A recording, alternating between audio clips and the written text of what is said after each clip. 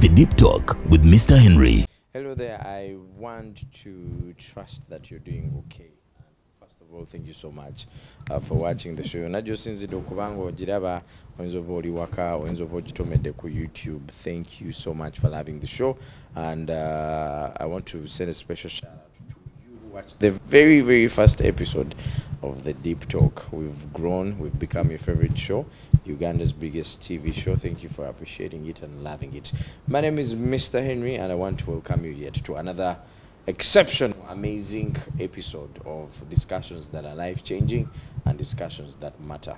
I've been thinking, Katonda ayinza okuwa gifts in so many ways. Abantu abamu basamba omupiira, abantu abamu tusobola okwogera, abantu abamu balimu amafuta, baliko amafuta basobola okukwatako ne bakusabira. But the gift of a voice is something rare. Now, God can make you a man and give you a voice that is piercing, feminine voice. I have a very good friend of mine. He has one of the most exceptional voices you'll ever hear. When he sings, you can't forget about him. And he chooses not to be known. Chovola yaita unknown. A lot of people have a problem with that, by the way. Unknown. Rachova waita unknown. I just wanted to be hidden, out of details, everything, the names, birthday dates. Yes. Okay, your birthday it was different because still I need some birthday cash, Yeah, I know. so they had to know, but only the birthday. But when it comes to missing, I had an idea of not my parents knowing I was doing music. Oh, yes. Because they weren't even understanding. If you're not making money out of music, Yes. why are you even doing music? Oba mubbi. I know. Oba mubbi, just kivubuka kirina ebiviri I bingi. know. Kyeyimbisa obuloboozi obw'enjawulo. They don't like that. You first have to have some money, then wait omuyimbi. For now, I think I can call myself known. Because now I'm independent. You're known. But amanya against are right. I mean, when your parents give birth to you, which names do they call you? This is the deep talk. I need to take off these glasses for that. It's gonna be the first time we're going to know his real name. Yeah. Prosper. Oh yeah. No, Prosper is not in that. It's not your name. Kundaga muntu kuliko manyachi mu passport. Ainaitwe Jonathan. Jonathan Garanga guy. We share the same name. You know, I'm also called Arinitwe. Really? Yes. I'm Arinitwe Henry. Oh, I didn't know. So Arinitwe Jonathan. You Western Uganda, Central Uganda? Central. Arinitwe babera ba. Nze ndiwe. Have you done? Tokiremerako. Wow. Interesting. So we know the story behind Unknown. When does Arinito now realize that actually I need the voice erisobola okuyimba? I think that was 2009, even in 2008. Yeah, because I actually started with hip hop. Rap music, Eminem's style version, but then maybe out of that I got a smooth voice because nali nyimbira ku note ya wagongaulia Eminem ayimba. Maybe accidentally I was doing vocal practice, but I was ngasimanyi. But then nyagalanga nyo just rapping. Then when I joined high school, that was actually I got to feel like I can sing with vocals. That was 2010. Yeah, 2010. Because that's when I joined high school. I'm like, oh, this voice can actually do R&B as well. Wow. Yeah. Because I was feeling it, the way it was, the tones and what. Like, and even myself, nganja nyo kuyimba. Bayimba kayimba ka church because it was a church school. Then I feel like njagala kasusamu nnyo. Because I feel like I have what it takes people to listen to me sing. Yeah? Yes. So yeah, I was in high school. That was 2010. When I video out of hip hop, nenyingira R&B. Yes. But writing was another story. How I got to write. Because I was going to ask kati ate okuwandika kujja kutya because owandiikamu then okubamu n'ebivuga. So when does that switch now get flipped on for you? Kakati, with writing, still I got to notice gradually. It was a gradual process. Like the way you can hear a song, someone's song, all over beat you were left out. Nga temuli byayimba. Kati nga bwenzija nyigiramu something mine. Maybe I used to listen to White's Nyok singer music wa Bagundi abo bani ebiseera 2008 Chris Brown. Yeah, Chris Brown, then Sia, and then Jason Derulo. Yeah, Eminem. Tongamba nti omenyekamu buneno bo ina. Yempikola ngana ate amayo kusituka anombi. Obuyinamwe Bikubira ddala bamanyi ebintu byange.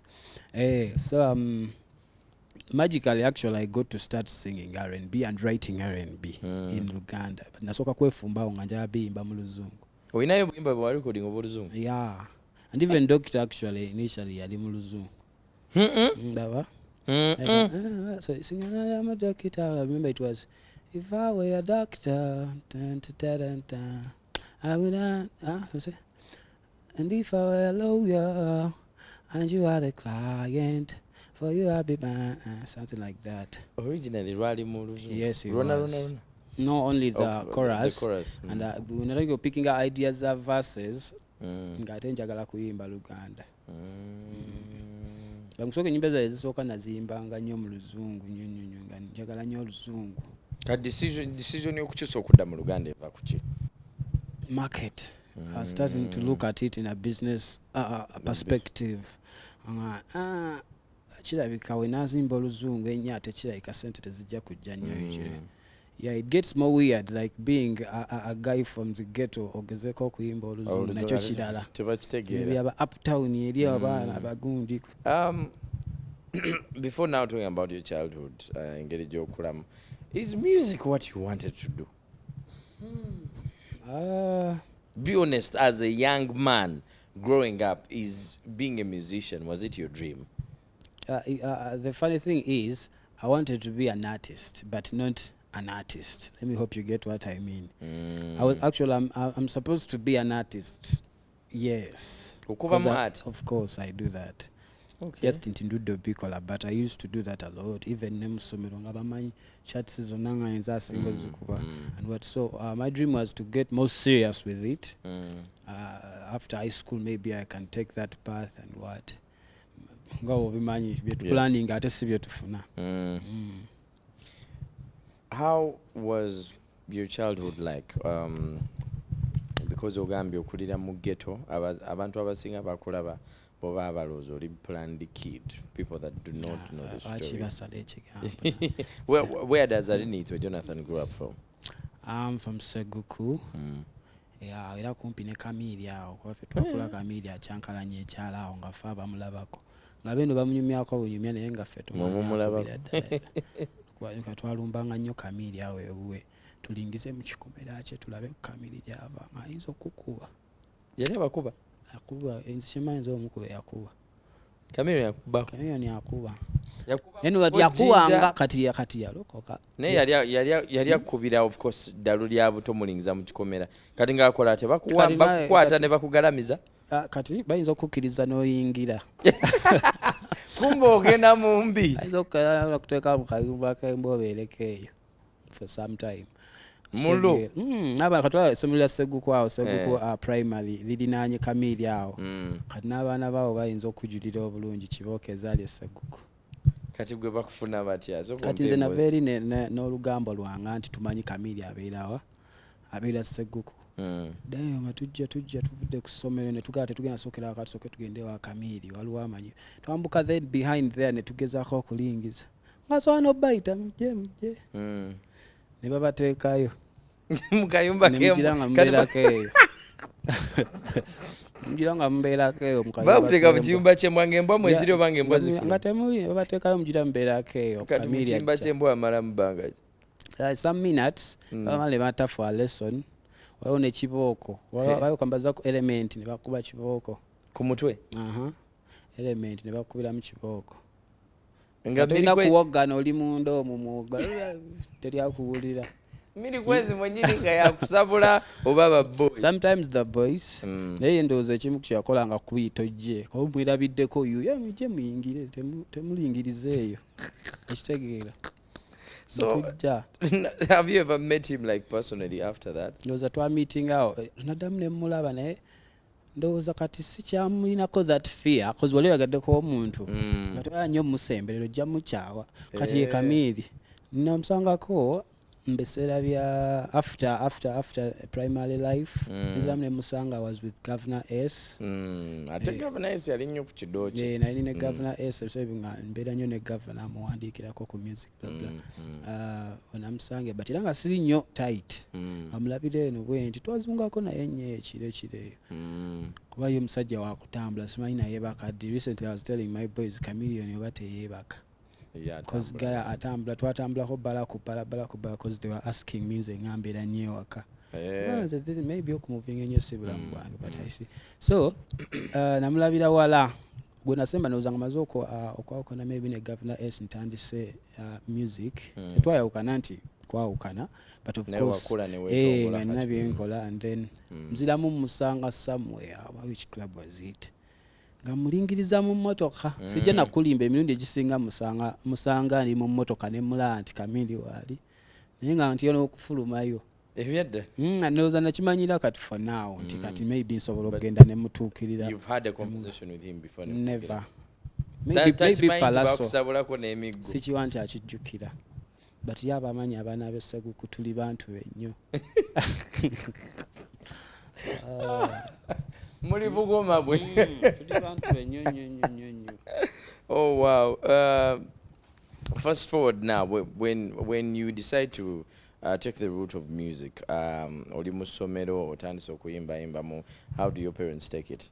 Obadde era okyanyumiza engeri gy'okuliramu esseguku? Amazima matuufu kizibu kusanga muzadde nga yaleeta emmere ku sowaani nga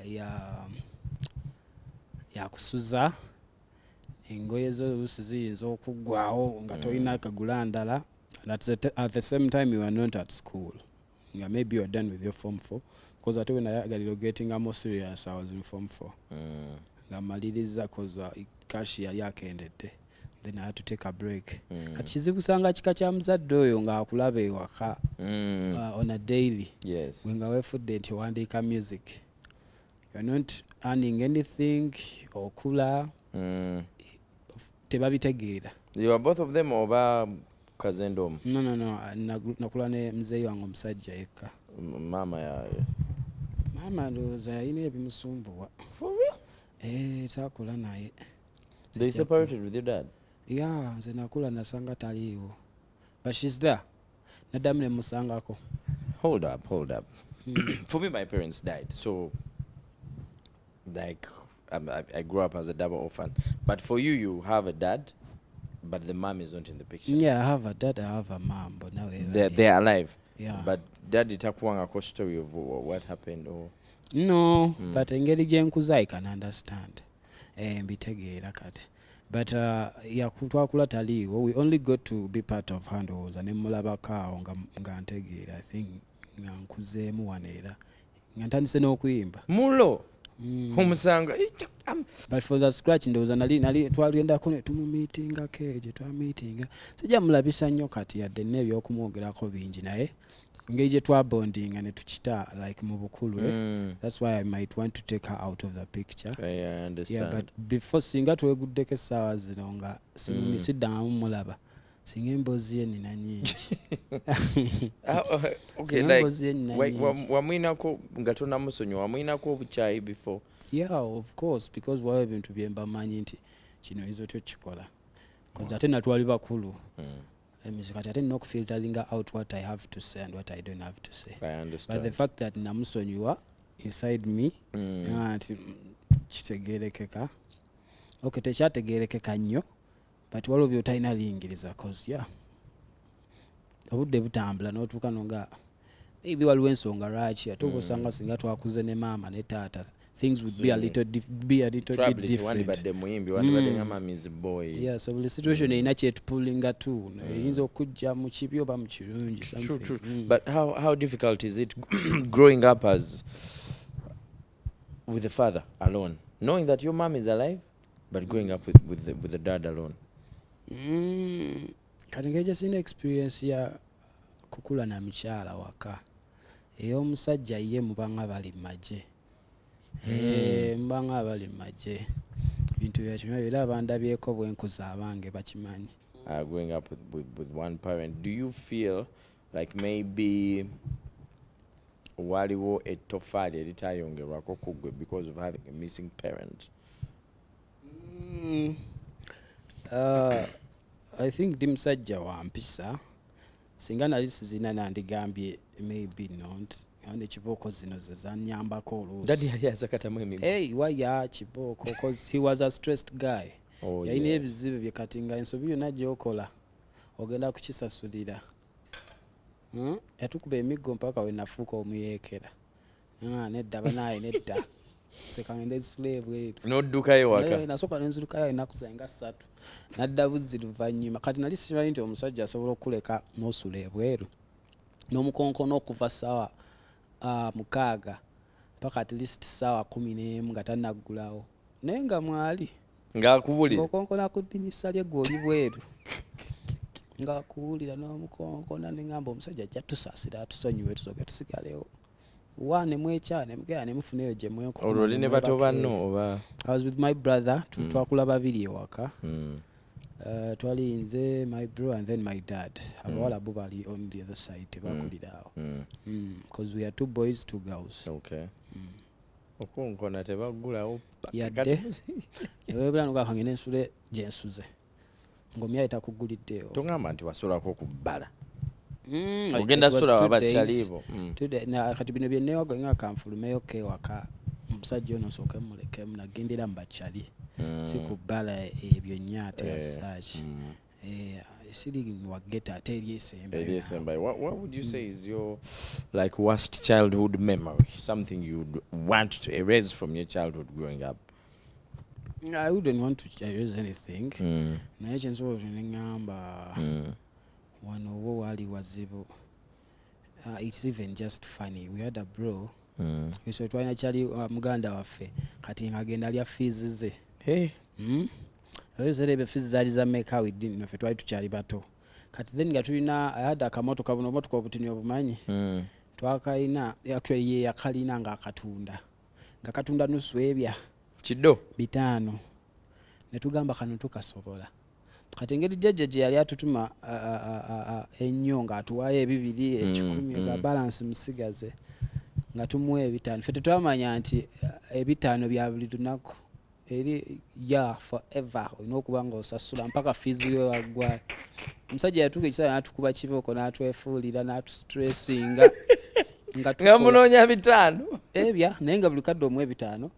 Ne tulasooka ne 5 n'addamu n'atusaba 5 kati ne tulowooza oba yeerabidde nti twamuwadde 5. Ekitegeera kati ate at that age mukulu wange yali akimanyi nti 5 biwedde. Nze nali nasimanyi nti tukyasasula 5. Wow. Nze nalowooza tusasula busasula 5 sente ziba mmeka nga ziba nnyingi. Ne tumuwa omusajja 5 paka lumuze we n'ekyanga nga nkoye yakikolera for like over 3 weeks. Kati mwali mubijjawo 5 ku myaka gyammwe ebyo. Jjajja ng'agenda n'akutuma ekintu oba kasigala n'akugamba 10 kikyo oba 5 gago. No saving. Nga n'osigala then n'ozimutwalira omukulu nga yalidde sente ze bambi. Kati ng'alina mu lusuku gy'atutwala n'alyoka atukuba kibooko oba yali akola na practice lyakukuba.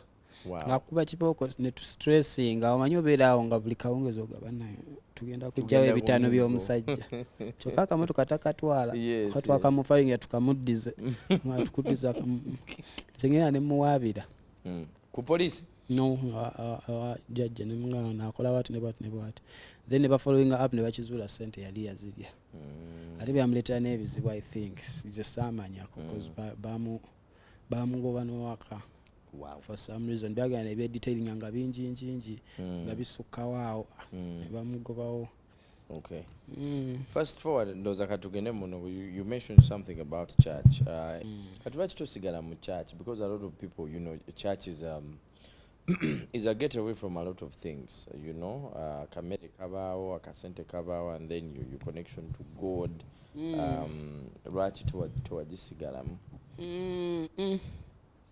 Church nagisigalamu naye nagenda nayo najjayo church eri nengenda nayo mu mutima.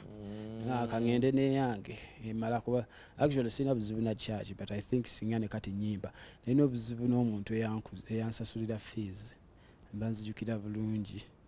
She was a lady and I think It's not your dad that paid your school fees? No, mzee yasasula primary and what kati naingira high school because I remember after P7 nasoka ne relaxing for like 1 year. Yes. Kasoma. Yes. But then ngamukulu wange yachagenda because I had to give some space yongereyo being here ali mu high school already and then ageza kumaliza form 4 and then gasente zijja bulungi tenze nebyokusoma already ndaba bindabisa and then I'm like let me chill netuchita nasoma. Then between when I joining church because I was a dancer actually. Connection here ku church na through dancing. Yes.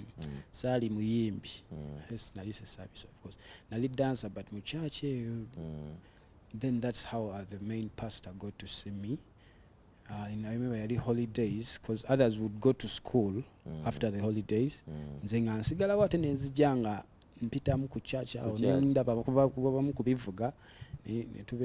So the pastor was like, do you school? I'm like, yes. First nasoka mugamba uza nachi notisinga na magezi genti tasoma because nga nemvili nkulu because it was almost 1 year ngomako gwa wala kati nemvili na mama tasoma. Then nampita mu office with the dad. In fact yasoka kumpita nzeka ngaja kuja mu office yange nengenayo amba Shishi yagala katonda kolere. That's what he asked. Which church are we talking about? Yesu akwagala Seguku. Okay. Yeah, Yesu akwagala Seguku. Is it Seguku Healing Center? Yeah. So I'm like njagala kuyimba. Chiwamugamba. Yeah. Kati ngana pikinze interest yimba. Ninga sinze nalinja ate kuyimba hip hop. Rap. Yeah. Enya kuba rap ngasagala kuyimba R&B kuba nalisigambye R&B nampikingira mu high school ate yeye yantwala mu high school. Then he's like, oh yagala kuyimba nyimbiramu nemukubiramu awo rap bwange we nalina akawandiika kati of course amagezi gali matini nyaga music by then nga experience wali papa sabge yajja ona causing ensasage ku church nogamba checho nga njala nakumsemera bugembe nadduka bugembe yanziruka kote yambuza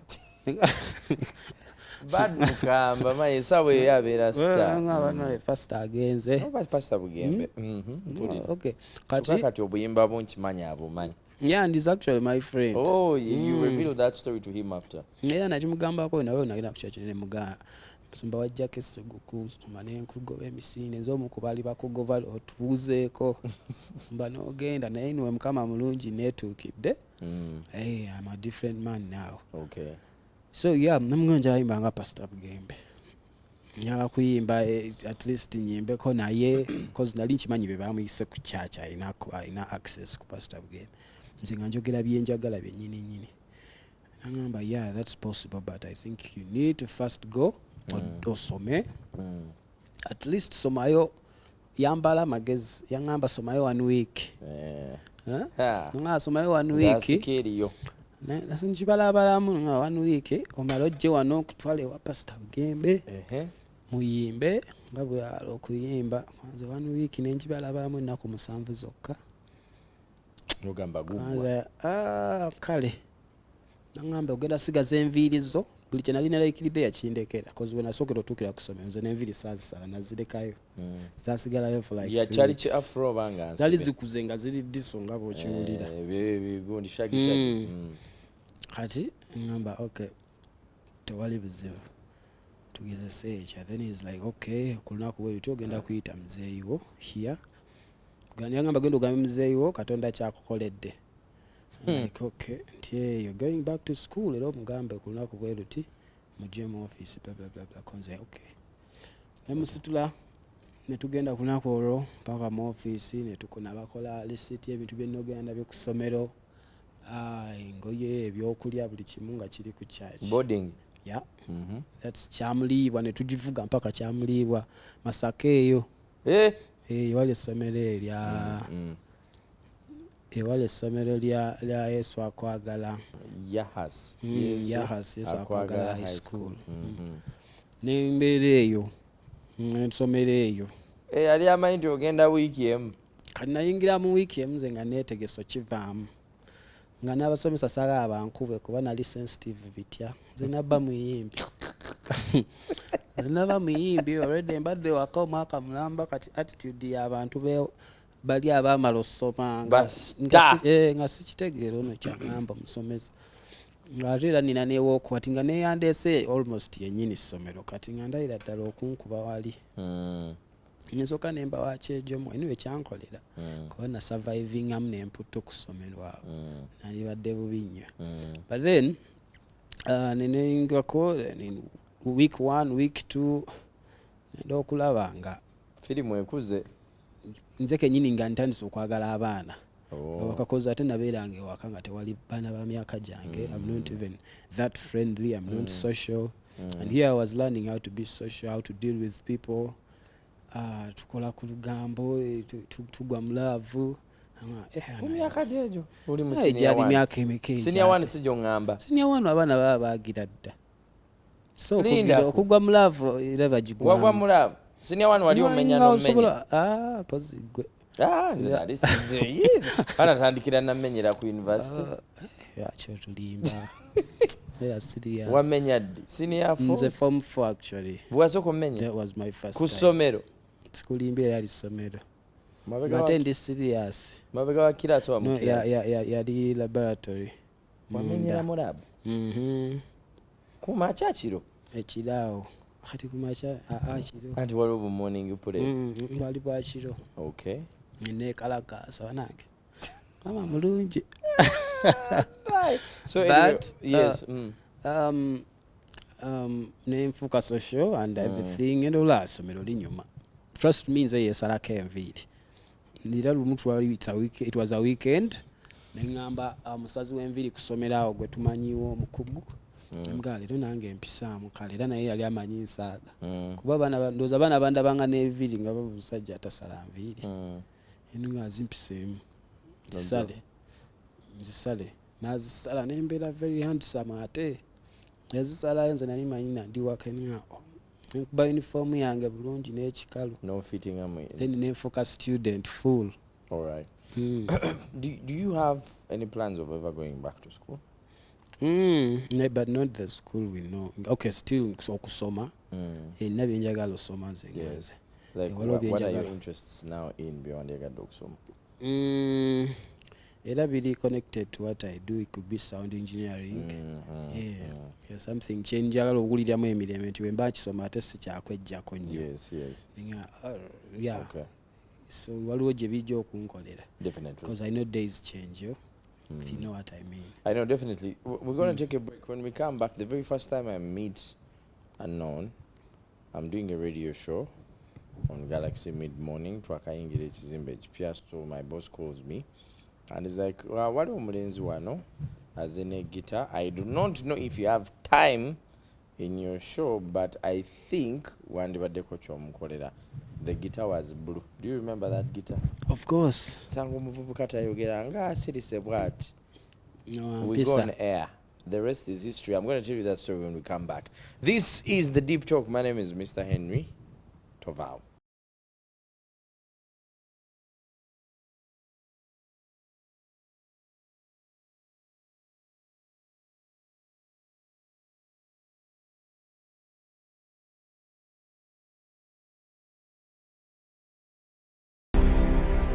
The Deep Talk with Mr. Henry.